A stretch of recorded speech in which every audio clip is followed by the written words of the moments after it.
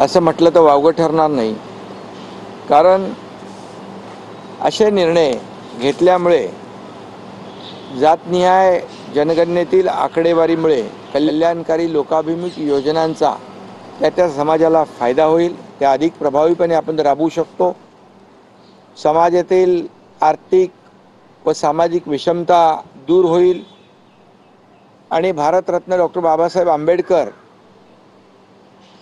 यांच्या स्वप्नातील सामाजिक आणि समतेचा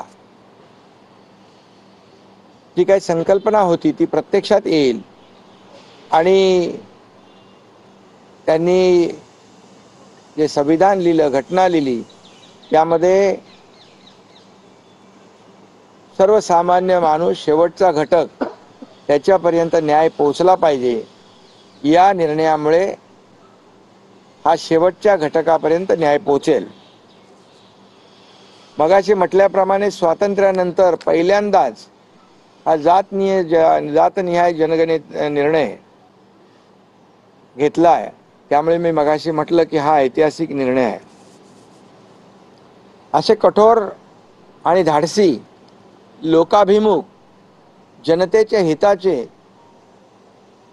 देशाच्या हिताचे निर्णय घेण्याला धाडस लागतं आणि या देशाचे प्रधानमंत्री नरेंद्र मोदीजी यांनी त्यांच्या कृतीतून वारंवार दाखवून दिलेलं आहे। मग ते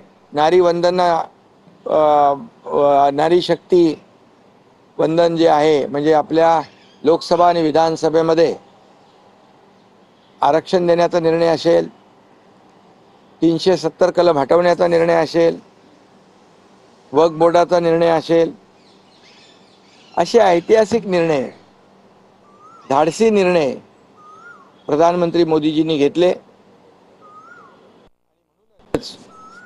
मी मगाशी म्हटलं की हा ऐतिहासिक निर्णय आहे। उद्या 1 मे आहे, महाराष्ट्र दिन आहे आणि महाराष्ट्र दिनाच्या पूर्वसंध्येला सामाजिक न्यायाची ही भेट आपल्या महाराष्ट्राला तर मिळाली आहे, पण संपूर्ण देशाला मिळाली आहे।